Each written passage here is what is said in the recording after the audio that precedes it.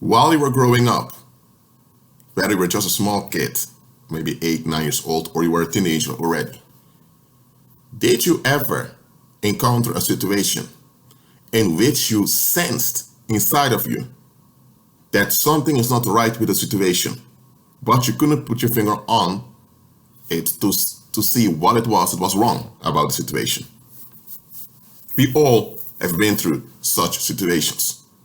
It's only that some people, quote unquote, forget about what happened because it doesn't seem significant unto them. Now, I'm here to tell you, anytime your inner radar goes off because something doesn't add up, it is because indeed something doesn't add up. Your inner radar is never wrong. Now, people may have projection issues in which they think that they sense that something was wrong, but it was really their own projection that they projected onto something else. That's different. I'm talking about your actual inner radar. When your inner radar goes off, it is because something somewhere is wrong. Something somewhere needs proper attention. Now, in this video, I don't want to talk too much about inner radar. I've spoken about inner radar before. I want to talk about the following expectation about society. In this case, I'm going to take Dutch society, for example.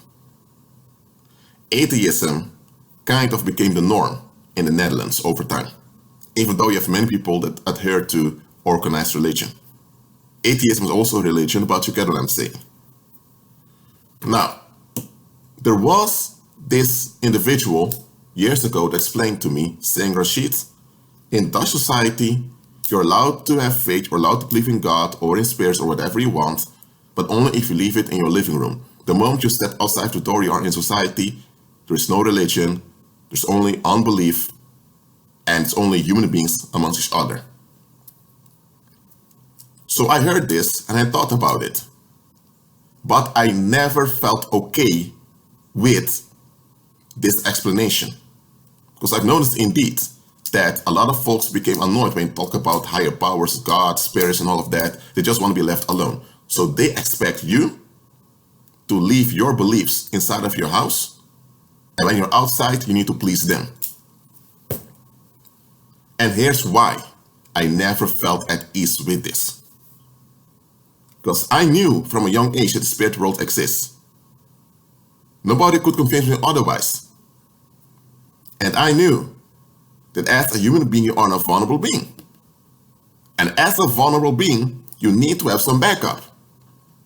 And I knew already that human beings cannot be your backup because human beings are just as vulnerable as you are.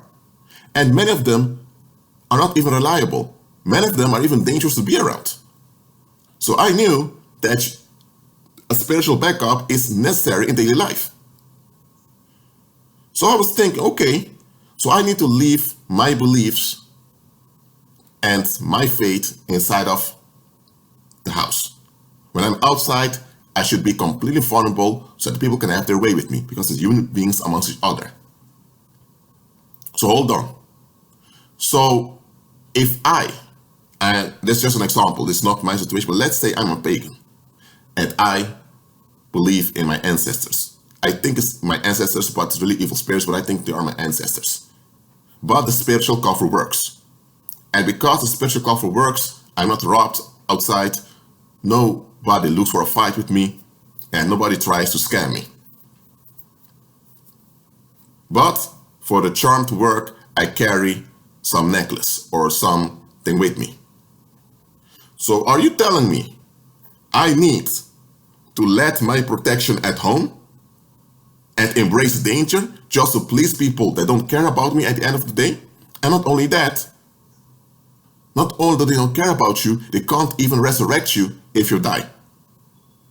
So they don't have the power to preserve my life, yet they expect me to embrace danger so that they are at ease, so they can be relieved. What is that? Now, let me explain further why that statement that you need to embrace secularism and leave faith and religion behind is evil. Now, I'm not into religion, you know that. I'm not into religion at all. First of all, secularism is also religion, but you get what I'm saying. Think about the following. Let's say you have a police officer. He carries a gun in case it's necessary. What if criminals would say to police officers, "Sir, we don't like it that you carry a gun with you. It frightens us. We are uncomfortable with it. If you carry a gun, okay, at the police station you can carry a gun, but when you're on the streets, don't carry a gun with you, please." Do you seriously think the police is going to take that seriously? Because it's the gun that gives the police officer a physical advantage, or I'm saying physical leverage over other people. And it's this physical leverage that they use when they're called to action. So if there is a criminal that tries to rob a store, the police officers come with their guns, which are their physical leverages, and they are able to deal with the situation. Without a physical leverage, they can't deal with it. And here's the thing, criminals know that they need a physical leverage, or else they can't rob you, or else they can't blackmail you. So they know very well how important it is to have a physical leverage. They just don't want the police to have a physical leverage because that means that the police can stop them. So now they want to convince the police to leave their physical leverage at the police station. Is that going to work? No. So why is it that you have this false expectation in society that you ought to leave your spiritual cover at home so that society can have its way with you completely? Does this add up to you? Let's continue.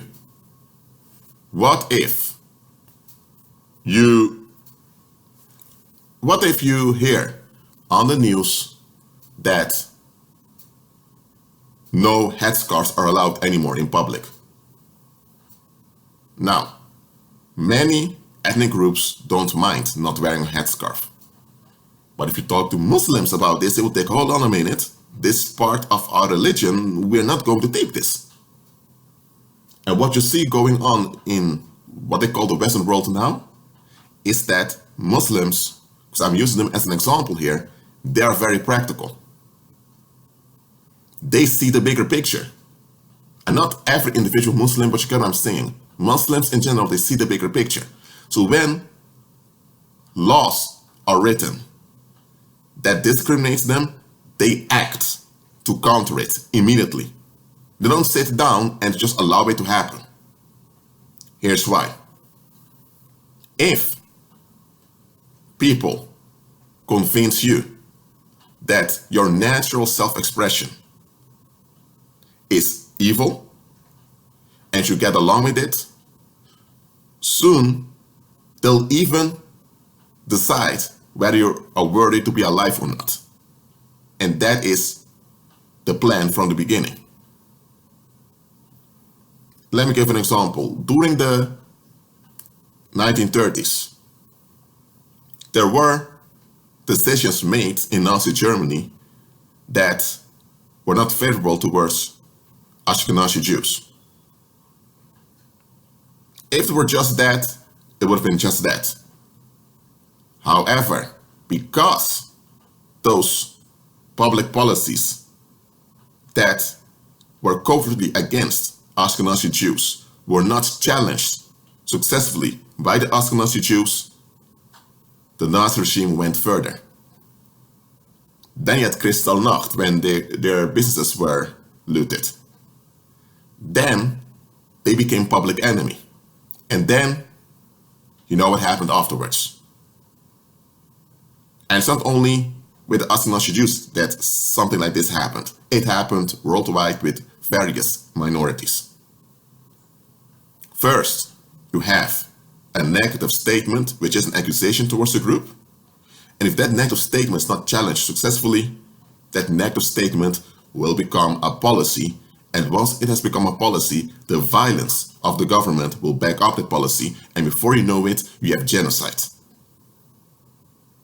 That's how it goes. So, Muslims in Europe and other parts of the Western world, they fight for their right to practice their religion,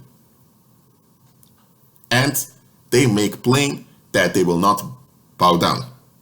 That's why the Islamic communities worldwide construct their own economies locally, so that if discrimination arises, they can continue without being bothered by discrimination.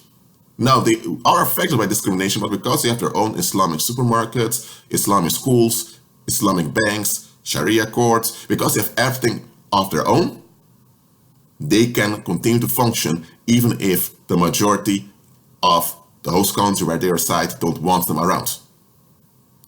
They've made themselves economic relevant, and because they have economic relevance, they also have political influence. And because they have economic relevance, you can't kick them out just like that. Why? Because they are practically assertive. That is what Muslims in general are, practically assertive. Some become aggressive and violent, but that's a minority. But as a group, they are practically assertive. That's why wherever they go, they succeed in establishing their local Islamic economies. And the host countries get along with it. The locals, even if they don't want it, they have no choice but to tolerate it. Because if they have to leave, there will be a big gap in the economy. So they're practically assertive. Let's translate this to Christians. Christians are told you should never force your religion down my throat. First of all, real Christianity is not a religion. But you have this counterfeit called Christianity, which is pagan Christianity, which is oppressive. So I can understand that people have issues with that. But even then, there are also many secular things that are oppressive that commoners don't address.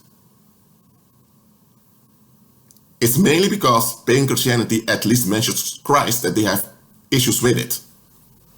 Now, Christians are told, with Christian I mean someone that follows Christ or claims to, they are told they should never force their beliefs down other people's throat. They should always respect the will of others. Now hold on a minute. That you consider other people, that's a natural thing. We all have to consider one another, or else we can't have safe human communities. But it goes too far when people tell you that you should not use your power in public. Think about it. When you are told that your faith should remain at home, they're telling you, we don't want you to operate in any backup. We want you to be completely dependent upon what we want, so that when we want to have our way with you, you can have our way with you without facing resistance. That's what they're telling you. And many Christians fall for it. Many people that follow Christ fall for this scam. Muslims, at the other hand, they don't fall for it. They speak Dutch or they speak German, they speak the local language, they do that. They comply with external laws, for example, which side of the road you need to drive on, that you have to pay taxes. They get along with all of that. But the moment you tell them they're not allowed to operate in their spiritual backup, oh dear. The fact that you even expect this from them, you already have a problem with them. Because now they'll be on the offensive. They'll be on the attack towards everyone that wants to take away their power from them. That's why that religion is so successful.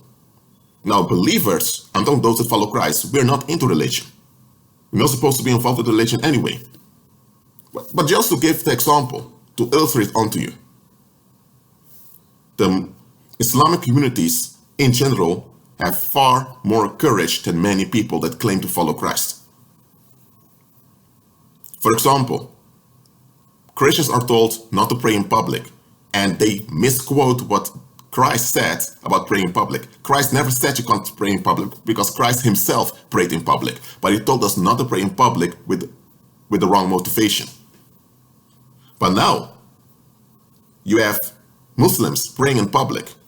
There are places in Paris, in public, where they kneel down with their faces in the direction of Mecca and they pray.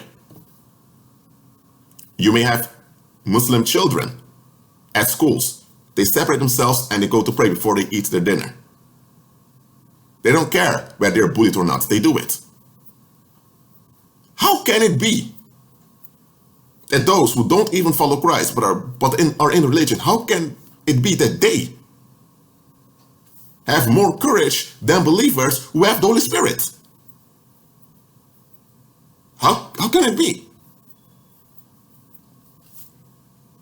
There was this preacher. Yeah, I believe it was T.D. Jakes. Yes, it was T.D. Jakes. I used to watch T.D. Jakes. Now, not anymore. I discovered some grievous errors in his teachings. But I'm not here to talk about the grievous errors in his teachings. There was one thing T.D. Jakes said that stood out. It was something quite revealing. He said something like this. I'm paraphrasing now. A lot of times, people get upset with you because you think you're something. But then T.D. Jakes said, hold on a minute. Why can't you think you're something? Why is it that you can't think you're something? Why is it that it's other people that have to decide how you feel on the inside? Why is it that it's other people that decide if you're something? And he looked at the public. The people that sat over there didn't capture it. I got what he was saying. In the world, in general, you are not allowed to be happy naturally. You are expected to surrender yourself to society without any restraints, so that society can decide what you are and how you should be treated. You're only allowed to resist if society permits you to resist. That's what the world is all about. Control. The moment the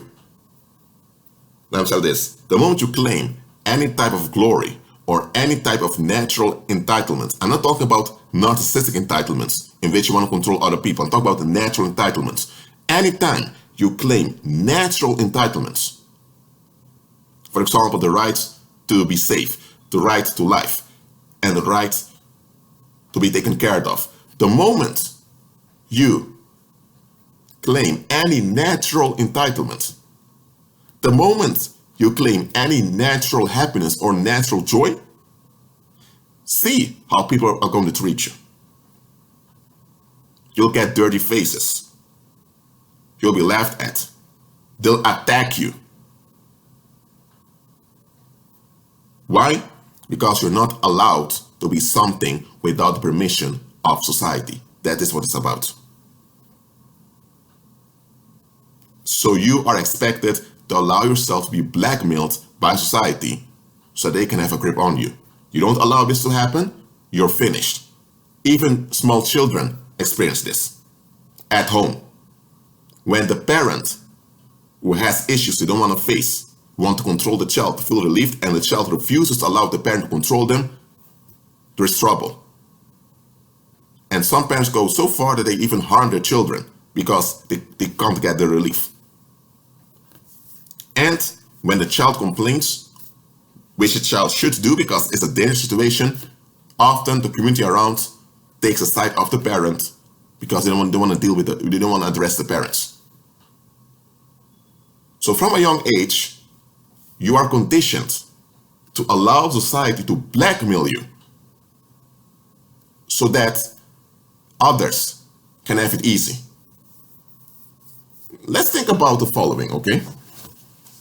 Let's say someone tells you, Kevin, I want you to hand over your keys, the keys of your house. And I want you to hand over your social media passwords. And I want you to hand over the code of your bank cards. Do you think Kevin would do it? No, he wouldn't. The first thing Kevin would ask is why? Why do you want such a leverage over my affairs? But let's say that individual says now, I want your keys, I want your password, I want the codes of your bank card, because if you don't, someone is going to die. What happens now? Even though Kevin is not willing to allow this individual to have such a leverage over him, he realized that the individual has a backup, which is violence. And because of that, the individual already has a leverage. So Kevin, to lose less, he gives in. And that's how it is with society. The only difference is, in society, you don't have someone with a gun to your head all the time, expecting things from you. In society, it's the collective violence of the group that's used as a tool to blackmail you. But most people don't see the blackmail for what it really is. Only when it's way too late. The reason I spoke about Muslims in the beginning of this video, or early in this video, is because I want to point out that even if those people are not Christ followers, they have far more courage than the average believer. Because too many believers allow society to blackmail them. Truth being told, too many believers allow the world to get away with way too much. Now, we are not going to repay evil with evil. We're not doing that. We're not supposed to retaliate their violence. But just because we're not supposed to repay evil with evil, does not mean we shouldn't take constructive actions to dissolve danger. But that is what happens now. A lot of believers, they do not take constructive actions. Why? Because they've been conditioned to allow themselves to be blackmailed by society. Listen, it cannot be that I see Hindus chanting to Krishna in public. It can't be that I see Muslims praying in public, wearing their headscarves, having a long beard and all of that. It can't be that I see Wiccans walking around with witchy dresses, with witchy jewels and all of that. But the believer who walks by faith is not allowed to be happy, is not allowed to have influence, is not allowed to use his or her power. Now you may say, Rashid, it's Satan's world. That's why those who are in darkness, they are tolerated because it's a dark system. I understand that. But even those in darkness are, let me say this, even those in darkness are blackmailed. Even those in darkness face danger. And even in darkness, there are groups that realize, hold on a minute, we need to take constructive action or else we're finished. So if even those in the world, without Christ, without Holy Spirit, if they use their natural intelligence and they see, hold on a minute, we need to take constructive actions, because if we don't, we are finished as a group. If we don't, harm will befall us. Then why is it that believers do not take constructive action? Why is it that believers don't see through false expectations? A false expectation is any expectation that shouldn't exist. A false expectation is any collective agreement that requires you to embrace danger to relieve someone else. That's a false expectation. I won't call it a problem, but the issue is many believers have grown up with false expectations at church, at home, with their families. So false expectations are all they have known. So for them to be free, they need to unlearn false expectations. Remember the video I made about inverted seduction? Believers worldwide are seduced in an inverted manner, do not walk by faith. Remember the example I gave about those criminals telling the police officers to leave their guns at the police station? That is what the world is doing to believers. We, believers, are told not to use our power that we have when we walk by faith. Why? Because when we walk in that power, no harm will befall us. When we walk in that power, nothing shall by no means harm us. When we walk in that power, we will trample on scorpions and serpents. When we walk in that power, we will overrule all the violence around us and all the attacks against us. But when we walk in that power, the world cannot blackmail us anymore with violence. And because the world works through violence, they want us to submit to their violence. And the only way for us to submit to their violence is if we agree with the violence by forfeiting walking by faith. But because we are the ones with the advantage that they can't control, they want to trick us into forfeiting walking by faith. Don't let it happen, believer. If even worldly groups know how to take constructive action when they notice that expectations go too far, then why are believers tolerating so much stuff? I agree with Christ.